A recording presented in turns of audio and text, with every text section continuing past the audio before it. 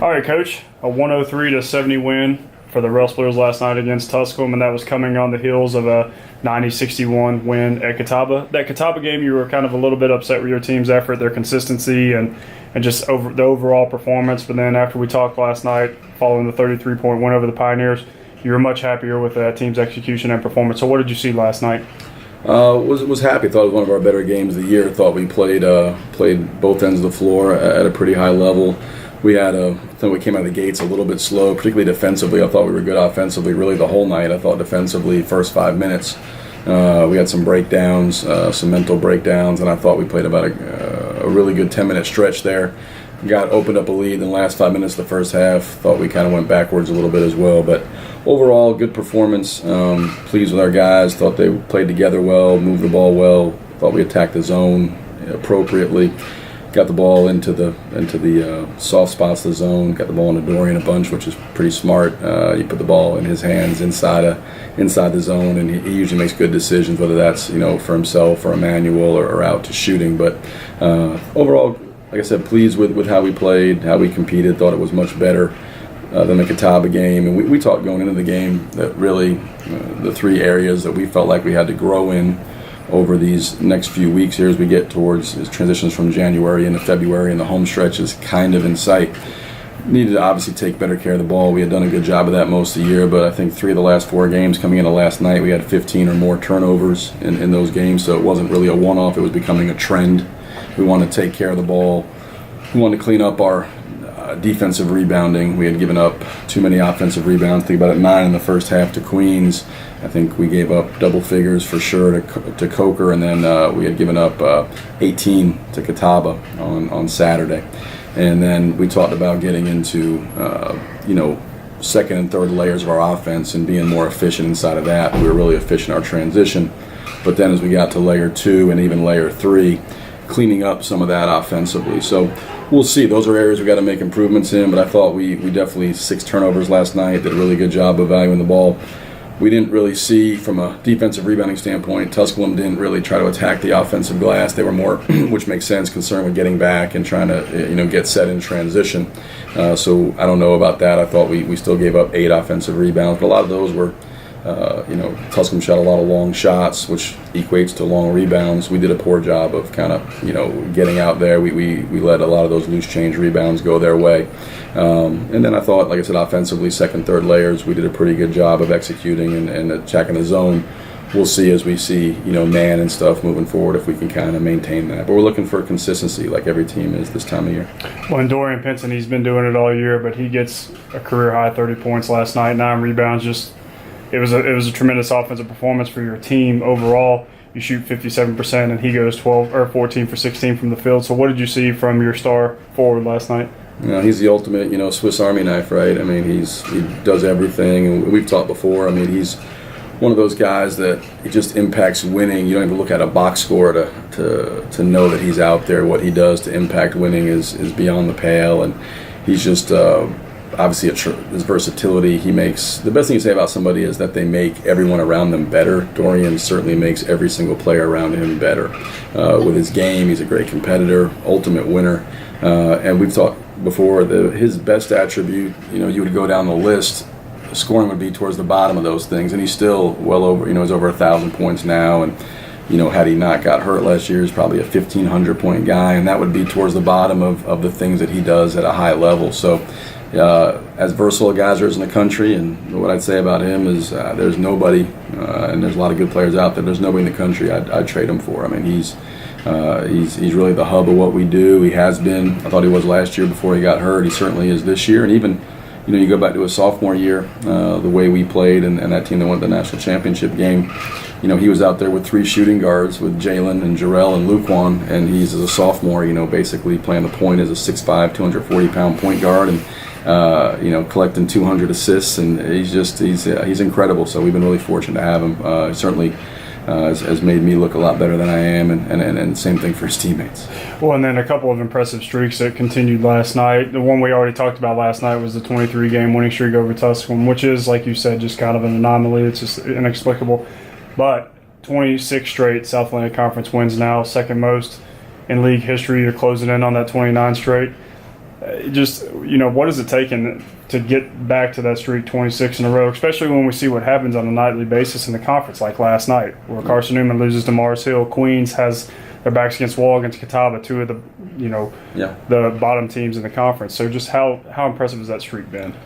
Well, I think the thing we always talk about, we don't get caught up in streaks or strings, but we do value, consistent high-level performance. I think that's the ultimate barometer of success for any individual or group or organization is that consistent high-level performance. And it's just incredible when you look back to, the team that I think we won 29 in a row between maybe 14, 15, and 15, 16, I think, and that group of guys that were there and to be able to get up every single night. You obviously got to have talent, but I've always been impressed with the character, the people involved, the mental toughness.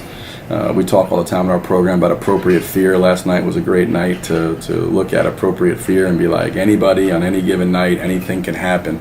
We're not always perfect in that regard, but for the most part, we've had obviously super talented guys who are incredibly competitive, mentally tough, and they're able to kind of get themselves up. And it's hard to get up, in the right, to get to the right psychological disposition on a night in, night out basis. But we've had guys over the years that have been able to do that, and that's made all the difference for us and why we've been able to kind of be consistent. And ultimately, again, that's how you separate things. Is when we talk all the time about different sports, whether it's a Roger Federer or LeBron or these guys, and what makes them great is that consistency. And the organizations that we talk about, whether it's the Patriots or the Spurs, and you can kind of go down a list of organizations that do it year in, year out. We want to be, try to emulate those type of places. And so, again, credit to our guys. It's all about, obviously, the players, ones who go out and get it done. But we've been fortunate to have, like I said, not just really talented guys, but guys who have great intangibles. Well, and then now you stay at Textron Arena this weekend to face Lenore Ryan on Saturday. Mm-hmm. We expect it to be a massive crowd with the Pack the House promotional event. Lenore Ryan, last time we played, a 72-55 win back on December 30th. So it seems like they're playing a little bit better since the last time we played them. So what are you expecting to see from the Bears on Saturday? Everett's done a good job. They're 6-6 in the league. They lost a couple tough ones, but they've rallied back and are playing good basketball. They had a good win over Coker last night to get back to 500 in the league. I think they're in 5th place by themselves right now. They played us really tough down there. It was a 3-point game at halftime. They slowed it down. I think we only scored 72.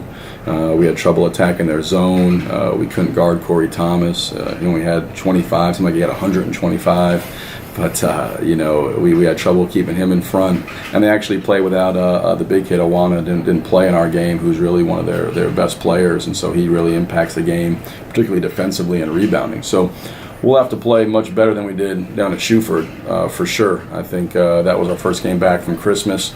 We didn't play very well, but again, not to discredit Lenore Ryan, I thought Lenore Ryan made us not play very well. So we'll look at that game and their last few games, and we want to make some adjustments to how we attack things, and hopefully we'll be able to do that and prepare well these next 2 days and go out and again play much better than we did. We're looking forward, hopefully, to be like you said, a great crowd. And we're trying to break the attendance record here. I think it was a little over 4,000. And it was Lenore Ryan then too. Yeah, in the regional championship. Regional championship, a little over 4,000. A little higher stakes that night, but hopefully with free admission. I think we've really been fortunate. I think we've led the league in attendance maybe 8 years in a row. We get unbelievable crowd support here, and we had, I think, close to 2,000 in here last night for a Wednesday night game, and they're hoping for 4,000 plus on Saturday. So hopefully our guys definitely appreciate it. The community's been great, and so we're looking forward to the challenge. But we'll have to play again, play a lot better than we did on December 30th. As I like to ask you throughout the season when we do these reports, is you're sitting at 18-1 overall, 12-0 in conference play. You're coming off that big week last week with 2 wins over nationally ranked opponents. Kind of where do you feel like this team is at heading down the home stretch? Well, like a lot of things we've done, like you said, we're 18-1, but I mean, I do think you're in a constant state in the season of self-evaluation and preparation, and you're trying to balance those two things. And from a self-evaluation standpoint, those 3 areas, and they change and they evolve as the year goes on, but from a self-evaluation standpoint, like we talked about, we got to take better. We look at trends, not one-offs, but trends. Taking care of the ball, defensive rebounding, being better in our second and third layers of offense, and those priorities have changed throughout the year of things that we're not doing well. Certainly you want to continue to do the things that you're doing well, and just because you've been doing them doesn't mean you're going to continue. You got to continue to reinforce those habits. What we're searching for, I think, at this point of the year is one of our goals every year is to be the best we can be when it matters most, which is coming up here in a couple of weeks as we get towards end of February, beginning of March, and postseason arrives. So for us, I think consistency is in being, from an effort standpoint, from a focus standpoint, from a fundamental standpoint, we have to get to where that's the norm every single game. We're at max effort, max focus, and our fundamentals are as sound as can be on both ends of the floor. And right now, I think we're doing it, maybe 2/3 of the time. Can we bridge that last third? Can we go from 66% to 100%? That's a tough ask for every team, but that's the difference in being really good, because we got really good players, and being great elite championship level team is can you do it night in, night out, just like we talked about with the consistency of our program over the last few years. It's the consistency to be able to do that game in and game out, and those three things are things you can control. You can control your effort, you control your focus, and then certainly through repetition you should be able to control your fundamentals and do those things on both ends of the floor the right way.